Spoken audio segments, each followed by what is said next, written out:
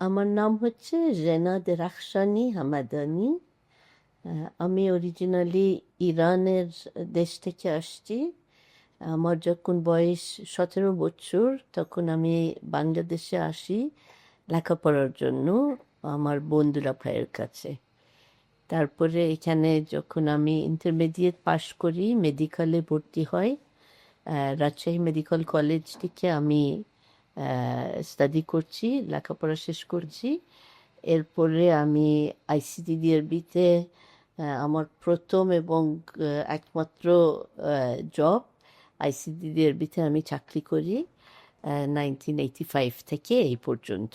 আমি এমবিবিএস শেষ করার পরে যখন এখানে জয়েন করলাম, তারপরে এখানে প্রথমে মেডিকেল অফিসার হিসেবে হসপিটালে কাজ করি। তারপরে একটা সুযোগ পাই, আমি পেডিয়াট্রিক্সের উপরে শিশু স্বাস্থ্যর উপরে আমি একটা ট্রেনিং করি এবং তারপরে diploma in child health Dhaka শিশু হসপিটাল থেকে ডিপ্লোমা ইন চাইল্ড হেলথ করি। এরপরে আমি কিছুদিন চাইল্ডের উপরে চাইল্ড ডেভেলপমেন্টের উপরে কিছু ট্রেনিং করি। আর তারপরে আমি পিএইচডি করার জন্য লন্ডনে university college London institute of child হেলথে আমি পিএইচডি করি। তারপর থেকে আমি পিএইচডি করার আগেও অবশ্যই আমি কয়েকটা প্রজেক্ট করেছি, কিন্তু আমার পিএইচডি প্রজেক্টটা হলো প্রথম যে প্রজেক্ট আমি 1999 সাল থেকে শুরু করে আমি ইসিডির উপরে আর্লি চাইল্ডহুড ডেভেলপমেন্টের উপরে আমি কাজ করি। এবং তখন কিন্তু খুব কম জায়গায় এই রিসার্চটা শুরু হয়ে গেছিল। আমরা আইসিডিডিআরবিতে একটা চাইল্ড ডেভেলপমেন্ট ইউনিট স্টার্ট করে এই ইউনিটে আমরা এই ইসিডির উপরে রিসার্চ পুরোপুরি আমরা শুরু করি। এবং প্রথম রিসার্চটা ছিল যে আমরা ম্যালনারিশড বাচ্চাদের উপরে এই রিসার্চটা করলাম, যে বাচ্চাদের পুষ্টিহীনতা আছে তাদেরকে যারা বাংলাদেশের ইন্টিগ্রেটেড নিউট্রিশন প্রোগ্রামে ছিল, যেটা ওয়ার্ল্ড ব্যাংক ফান্ডেড প্রোগ্রাম, এই বাচ্চাদেরকে নিয়ে আমরা গবেষণাটা করলাম এবং একটা গ্রুপকে আমরা সাইকোসোশ্যাল স্টিমুলেশন অথবা উদ্দীপনা দেওয়ার এইটা তাদের মায়েদেরকে প্যারেন্টসদেরকে শিখাইছিলাম। এবং ওখানে দেখা গেল যে যেই বাচ্চারা আমাদের প্রোগ্রামের আওতায় ছিল, অন্য বাচ্চারা তাদেরও পুষ্টিহীনতা ছিল কিন্তু প্রোগ্রামের আওতায় আসে নাই, তাদের ডেভেলপমেন্টটা বিকাশটা অনেকটা ডিফারেন্স আসছে, অনেক সিগনিফিক্যান্ট ডিফারেন্স আসছে। তারপরে আমরা আরও বেশ কিছু প্রজেক্ট করি। বিভিন্ন প্রজেক্টে আমরা বাংলাদেশের বিভিন্ন জায়গাতে কোথাও যেই বাচ্চাদের আয়রন ডেফিসিয়েন্সি ছিল, তাদের উপরে অ্যানিমিয়া ছিল তাদের উপরে, কোথাও যারা ডিসঅ্যাডভান্টেজ ছিল, যারা তাদের মায়ের ডিপ্রেশন ছিল, যারা তাদের মারা ওদেরকে খুব চরমভাবে পানিশ করতো, এদের উপরে আমরা গবেষণা করি। এবং সবগুলোতে আমরা এই ইসিডি কম্পোনেন্টটা ইনক্লুড করে এই গবেষণাগুলোতে দেখা গেল যে প্রত্যেকটা গবেষণাতে বাচ্চাদের বিকাশটা এই প্রোগ্রামের আওতায় যারা ছিল তাদের বিকাশটা আরও ভালো হয়েছে। আমরা এই প্রোগ্রামটা ডেভেলপ করছি জামাইকার একটা প্রোগ্রামের থাকে, সেই প্রোগ্রামটার নাম হচ্ছে রিচ আপ অ্যান্ড লার্ন, যেটা জামাইকাতে আরও অনেক আগে প্রায় 1980s ডেভেলপ করা হয়েছিল। ওই কারিকুলামটা আমরা নিয়ে এখানে ট্রান্সলেট করলাম এবং তারপরে কিছু অ্যাডাপ্টেশন করলাম। বাংলাদেশের যেই কালচারাল অ্যাডাপ্টেশন দরকার ছিল এইগুলো আমরা অ্যাডাপ্ট করে কিছু কিছু চেঞ্জ করছি। কিন্তু প্রোগ্রামটার সৌন্দর্য ছিল যে এই প্রোগ্রামে আমাদের কোনো খরচ বেশি লাগতো না। আমরা একদম লো কস্ট ম্যাটেরিয়াল, যেগুলো হয়তো যে জিনিসগুলো বাসায় পাওয়া যায়, সেই জিনিসগুলো দিয়ে মায়েদেরকে শিখাই দিতাম যে এই জিনিসগুলো দিয়ে বাচ্চাদের জন্য খেলনা বানাইতে পারবে, পুতুল, বল, শেইকের, ঝুনঝুনি, এইগুলো বানাইতে পারবে এবং বাচ্চাদের ডেভেলপমেন্টটা ইমপ্রুভ করতে পারবে। আমাদের কিছু বইও ছিল, যে বইগুলো দিয়ে কোনো বইয়ের মধ্যে কোনো লেখা ছিল না বা খুব অল্প লেখা ছিল, কিন্তু বইটা একটা স্টোরির মতো ছিল এবং মা শিখতো যে ওই গল্পটা কীভাবে বাচ্চাকে বলবে, বাচ্চাকে আকর্ষিত করবে এবং বাচ্চারা ছোটোবেলা থেকে যেন বইয়ের সাথে তাদের একটা সম্পর্ক হয়, যাতে বই দেখা, বই পড়া ওদের একটা অভ্যাস হয়ে যায়।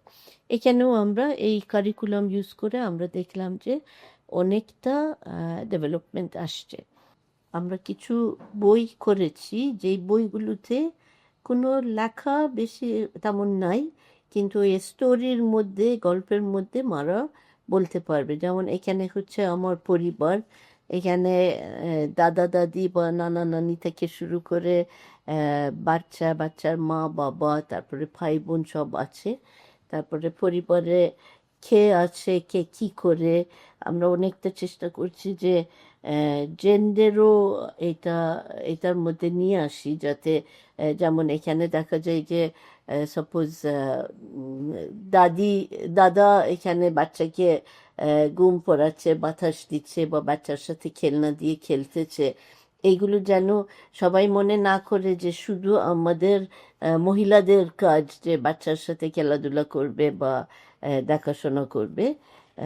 এরকম করে আমরা কিছু বই করেছি, যেই বইগুলোতে বাচ্চারাও দেখে অনেক কিছু শিখবে। আর এইটা হচ্ছে মেইন যে কারিকুলামটা আমরা আচ্ছা, এটা আমি পড়ে যাই, পড়ে দেখাবো এটা। আমরা অনেকগুলো ছোট ছোট স্টাডি করার পরে আমরা দেখলাম যে এই কারিকুলামটা খুব সুন্দরভাবে কাজ হচ্ছে।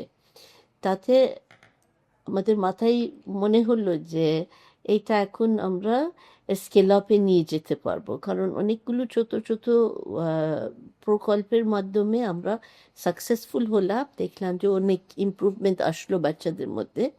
তখন আমরা গভর্নমেন্টের সাথে, ministry of health and family ওয়েলফেয়ারের সাথে যোগাযোগ করে রুরাল কমিউনিটি ক্লিনিকসগুলো, যেখানে গ্রামে গঞ্জে কমিউনিটি ক্লিনিক থাকে, ওই ক্লিনিকগুলোর সাথে যোগাযোগ করে পারমিশন নেওয়ার পরে, এমওইউ করার পরে আমরা কমিউনিটি ক্লিনিকের যে স্টাফরা ছিলেন, community health care provider, health assistant, family welfare assistant, তাদেরকে আমরা ট্রেনিং দিয়ে দুইটা বড় প্রজেক্ট করলাম, যেখানে 130টা কমিউনিটি ক্লিনিকে অর্ধেকের মধ্যে আমরা ইন্টারভেনশন দিলাম আর অর্ধেক ছিল কম্প্যারিজন হিসাবে। এই ক্লিনিকের কাজটা দেখা গেল যে 1 বছর করার পরে যেই বাচ্চারা, যারা পুষ্টিহীনতা ছিল বাচ্চাদের, এদেরকে যখন মারা নিয়ে আসতো ক্লিনিকে, একটা প্রজেক্টে ছিল যে 2টা মা আর বাচ্চা আসতো, আর একটা প্রজেক্টে ছিল যে 4-5 জন মা আসতো তাদের বাচ্চা নিয়ে, গ্রুপে করে আমরা ইন্টারভেনশনটা দিতাম। তখন দেখা গেল যে 2 প্রজেক্টই অনেক সাকসেস হলো এবং আগের যে ছোট ছোট প্রজেক্টগুলোতে ছিল তার তুলনায় আরও 3-4 গুণ বেশি সাকসেস আসলো। সেই হিসাবে আমরা মনে করলাম যে এখন 130টা কমিউনিটি ক্লিনিকে করেছি, আমরা এটা আরও অন্য দিকে নিয়ে যেতে পারবো, মানে অন্য অন্য ডিস্ট্রিক্টগুলোতে আমরা কাজ করব। তখন আমরা আরও পারমিশন নিয়ে 4টা ডিস্ট্রিক্টে, নরসিংদী, হবিগঞ্জ, ব্রাহ্মণবাড়িয়া এবং লক্ষ্মীপুর, এই 4টা ডিস্ট্রিক্টে যেখানে পুষ্টিহীনতার, 3টা ডিস্ট্রিক্টে পুষ্টিহীনতার প্রেভ্যালেন্স খুব বেশি ছিল, অনেক বাচ্চাদের পুষ্টিহীনতা দেখা যেত। এবং নরসিংদীতে আগে যেহেতু আমরা একটা প্রজেক্ট করেছিলাম, এই 4টা ডিস্ট্রিক্ট নিয়ে আমরা কাজ শুরু করি 2019 সাল থেকে। মাঝখানে কোভিড আসাতে আমাদের কিছুদিন একটু ডিফিকাল্টি গেল, কিন্তু তারপরেও আমরা এখনও এই কাজটা চালাচ্ছি। এই পর্যন্ত আমরা 400টার ওপরে কমিউনিটি ক্লিনিকে আমরা এই প্রোগ্রামটা দিয়েছি, এবং 13,000-এর ঊর্ধ্বে শিশুরা আমাদের এই প্রোগ্রামে অংশগ্রহণ করেছেন। এই প্রোগ্রামটা করাতে আমরা দেখলাম যে এখন অনেকটা ডিফিকাল্টি দেখা গেল। যেমন আমরা এই যে বইগুলো করা, বই যেমন আমরা পাবলিশ করে দিয়ে দিতাম বাচ্চাদের মাদেরকে, অথবা খেলনাগুলো যা দিতাম, এই খেলনাগুলো দিয়ে অনেকটা মানে লজিস্টিক্যালি খুব ডিফিকাল্ট হয়ে যাচ্ছিল, আমরা ম্যানেজ করতে পারতাম না। সেই জন্য আমরা চিন্তা করলাম যে আসলে এখন যেটা করতে পারি, এখন আমরা নতুন একটা রিভাইজড কারিকুলামে যেতে পারি, যে কারিকুলামটা মায়েদেরকে শেখানো হবে যে খেলনাগুলো কীভাবে নিজেরাই বাসায় বানাই দিবে। এই জন্য এই রিভাইজ কারিকুলামটা আমরা নিয়ে আসলাম এখানে। এখন এই কারিকুলামটা আমরা টেস্ট করতেছি যে আসলে মারা নিজেরাই যদি খেলনা বানায়, এবং আমরা মায়েদেরকে শিখাই দেই কীভাবে খেলনা বানাই, কীভাবে ওই খেলনা দিয়ে বাচ্চার সাথে উদ্দীপনা দেওয়া, তখন মারা আসলে কীভাবে হয় এবং কীভাবে সাফল্য হয়, এইটা আমরা এখনো ফাইনাল আসে নাই, আমরা এটা প্রসেস চলতেছে এই প্রোগ্রামটা।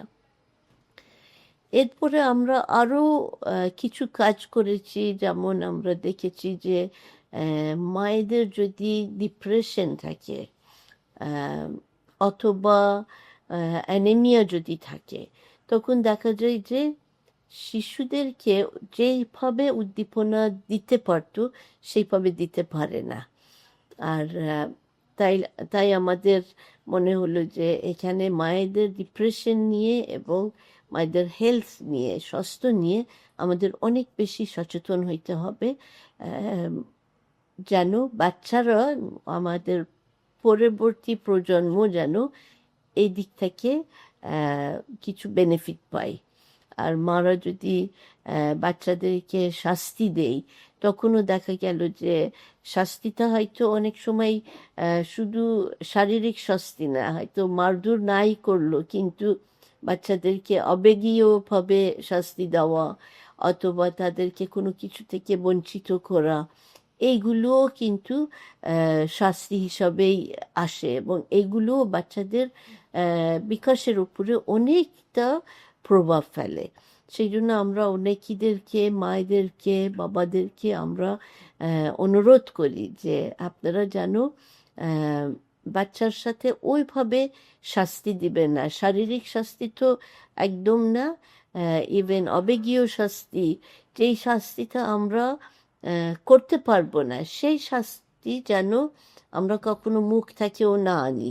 আমরা অনেক সময় বলি যে তোমাকে বাসা থেকে বের করে দিব, অথবা তোমার সাথে আর কখনো কথা বলবো না, এমন এমন কিছু মানে শাস্তির কথা বলি যে বাচ্চার উপরে খুব প্রভাব ফেলে, বাচ্চার মনটা খুবই খারাপ হয়ে যায়, বাচ্চার নিজের তো বিশ্বাসটা চলে যায় যদি আমরা বেশি তাদেরকে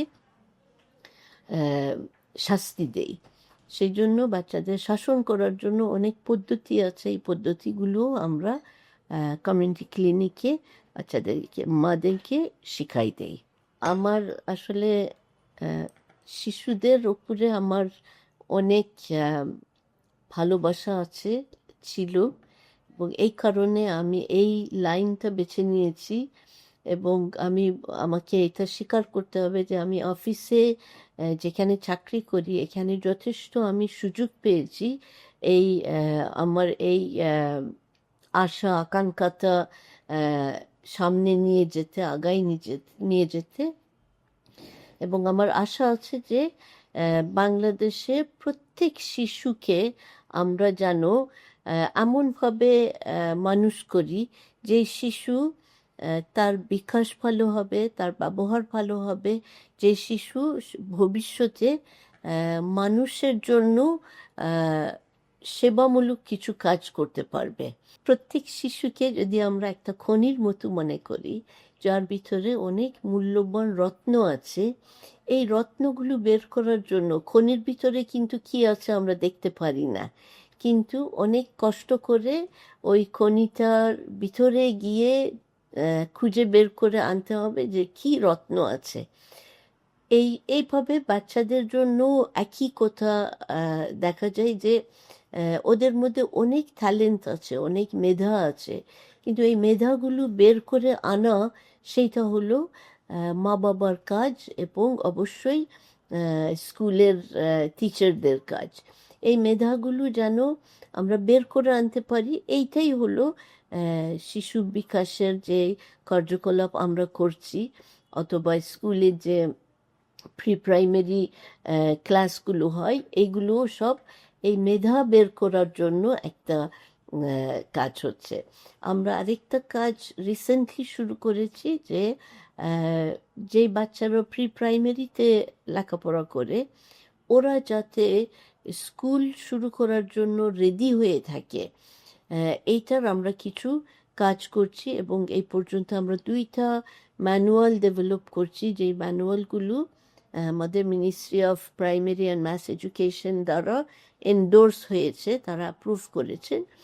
এই ম্যানুয়ালগুলো একটা হলো টিচাররা কীভাবে বাচ্চাদের সাথে সম্পর্ক রাখবে ক্লাসরুমে, আরেকটা হলো টিচাররা প্যারেন্টসদেরকে শেখাবে যে তারা যেন তাদের বাচ্চাদেরকে বাসায় কীভাবে তৈরি করে নিয়ে আসে যে বাচ্চারা স্কুলে যাওয়ার জন্য রেডি হয়ে থাকবে, প্রস্তুত থাকবে।